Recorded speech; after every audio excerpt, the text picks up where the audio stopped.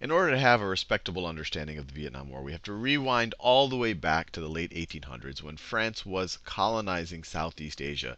And in particular, it colonized what is now Laos, Vietnam, and Cambodia. And they were collectively called French Indochina. You can see Cambodia here, Vietnam along the coast, and then Laos right over here. And France stayed the colonizing power. I have a little gap in my timeline here. And they stayed a colonizing power all the way through World War II. And so you can imagine during World War II, France was quickly overrun by the Germans. The Vietnamese wanted their independence. And so you have a liberation movement that rises up, and it was led by the Viet Minh. And the Viet Minh were led by Ho Chi Minh. This right here is a picture. This right here is a picture of Ho Chi Minh. And besides being a liberation movement, they were also communist. They were also communists, which you could imagine later on during the Cold War will kind of bias the United States against them. But you fast forward through World War II. Eventually, the Japanese take control over Indochina, over Vietnam. But by the time 45 rolls about, or at least the end of 45, and we know that the United States defeats Japan, now all of a sudden the Viet Minh are able to declare a somewhat temporary independence. And it's temporary because shortly after that, and the region is occupied temporarily by the Chinese in the north and the British in the south, who were part of the Allied forces against the Axis. But eventually you have the French coming back, and they want to reassert their control over their former colony. And you have this war that develops, the First Indochina War, between the French and the people sympathetic to the French, the Vietnamese who are loyal to the French, and the North. And the French, and just to make it clear how it sets up, when at the end of World War II, when you had the temporary occupiers, the British and the Chinese obviously had more influence in the north, the British had more influence in the south. When the French come back, they essentially are able to reinstate control over the south. So right when the Indochina War is beginning, the French already have more control over the south. And actually, historically, the French had more influence in the south as well. During French colonial rule, it was really the southern third of Vietnam where you had a lot of French influence. And this is a current map, and the current map does not have this orange boundary over here that we'll talk about in a second. It's all Vietnam is now unified.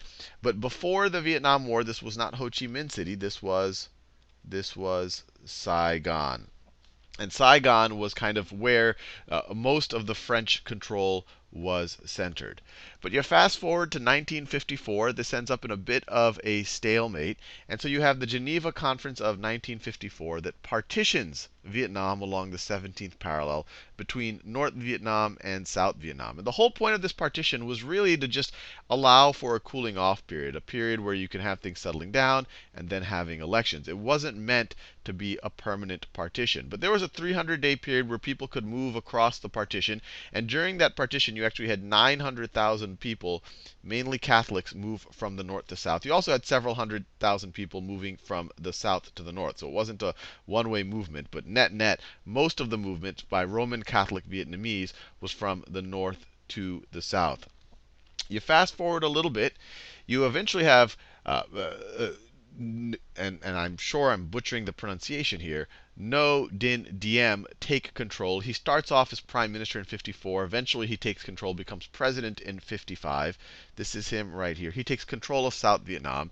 And this guy is not a big fan of things like elections or non-corrupt government and all of the rest. And he takes control of South Vietnam. But you can imagine that the United States is positively inclined to him. One, he dresses in nice Western suits and all of that, and nicely combed hair. But he was also anti-communist. And at this time period, the United States is starting to think in terms of Cold War, in terms of how do we stop communism, how do we contain it, this whole theory of containment, that the best way to stop the Soviet Union is to just make sure that communism can not spread, that it gets contained, that we have the domino theory in the United States, that if one country falls to communism in a region, that the rest of the countries will eventually fall, and that is not good for containment. So we did not want South Vietnam to fall. We essentially start supporting these characters over here. And even from the early 50s, the United States starts supporting the anti-communists. And at first, this support, it's in the, I guess we should say, the guise of advisors. But these advisors, one, we start sending more and more aid, more and more advisors, and these advisors start getting more and more involved in the actual conflict. And so after this partition, you can imagine that you still have an ongoing conflict between the North and the South. And on top of that, you have actors who are sympathetic to the North, sympathetic to the Viet Minh, sympathetic to Ho Chi Minh in the South. Some of them were in the North, they come back to the South. Some of them were just in the South, and they did not like the Diem government. Besides just being sympathetic to Ho Chi Minh, Diem was a fairly corrupt, autocratic ruler who wasn't a big fan of democracy. And so these players in the South who started to rise up against President Diem were the Viet Cong. The Viet Cong. And so this is really sets up what the Vietnam War is all about.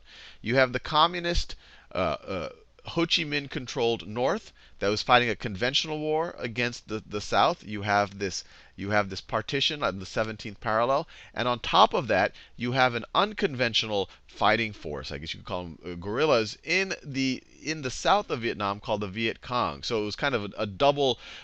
There are two things that the South had to fight against: the North officially, and also this insurrection that was occurring within the South.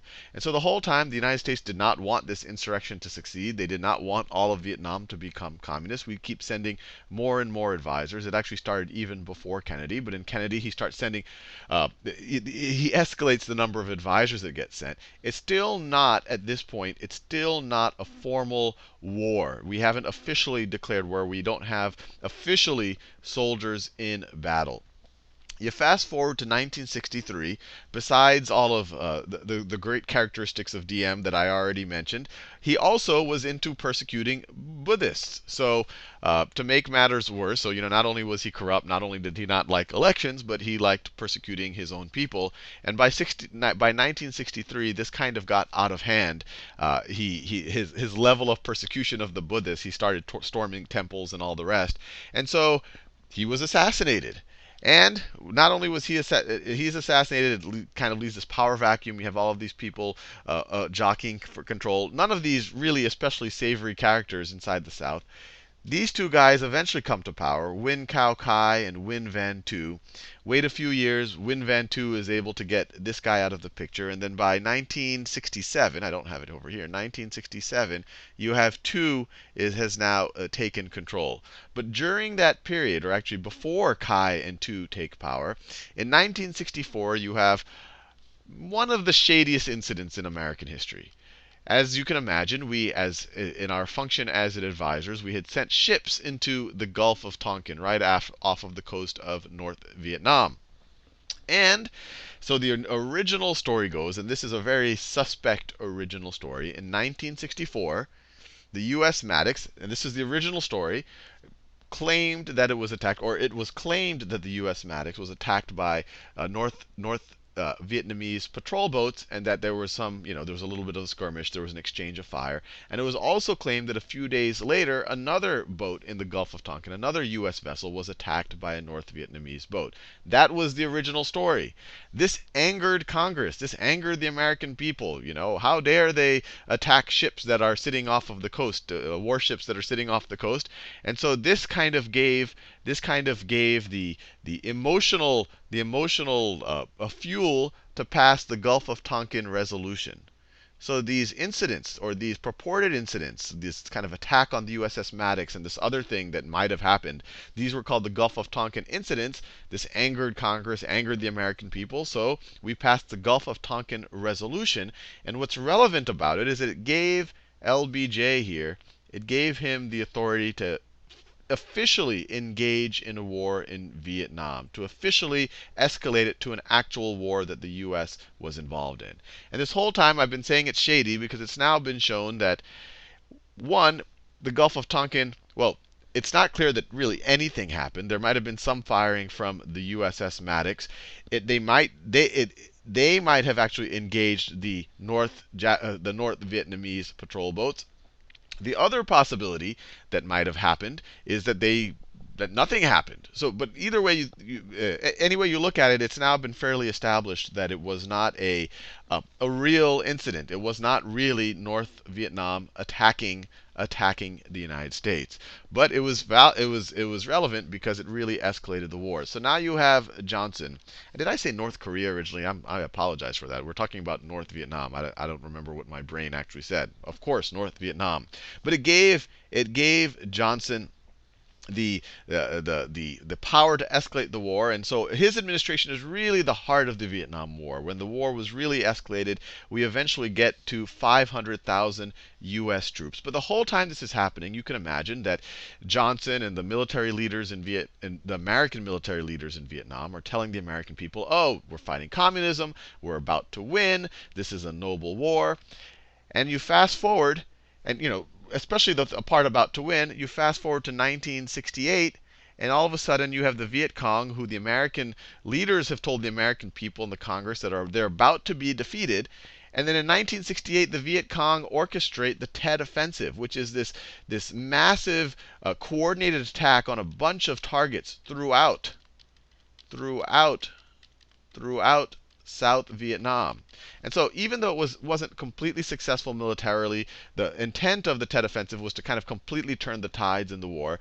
It made the American people and Congress rightfully suspicious. Mr. Johnson, you had told us that we were about to win the war and we were about to, the Viet Cong were almost defeated, and all of a sudden they orchestrate this sophisticated attack on us. It rightfully made the American public suspicious. On top of that, and this probably made matters a lot worse, the My Lai massacre comes out. And in every war there are massacres, but the United States at least believes that its soldiers can kind of take the high road, that they don't engage in these type of things. But the My Lai massacre showed that really no soldiers are immune to massacres, and this is really a disgusting massacre, and it was documented. And if you really want to be disturbed, do a Google search for images of the My Lai massacre. It will ruin your weekend. It'll depress you.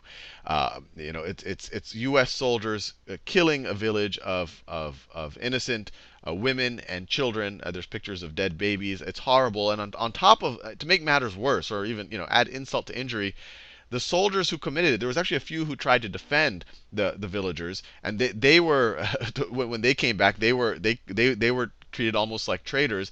But the soldiers who actually did the attack, only one of them got jail time, and it was only a couple of years of jail time. And this is for massacring a village of women and children. So already you had the Tet Offensive, makes the American public suspicious of whether we can even win this war. And then you have the My Lai massacre, which just disgusts the public and makes people realize that we're involved in a war that not even clear who are the good guys anymore, not even clear what the real goals are. Make matters worse, you fast forward to 1971, the Pentagon Papers get leaked to the New York Times, and these pretty much articulate, it's a classified document that articulates that the leadership, the military and non-military leadership of the Vietnam War was to some degree lying to Congress and the American people. It was lying about how the war was going. It was lying about what activities it was doing.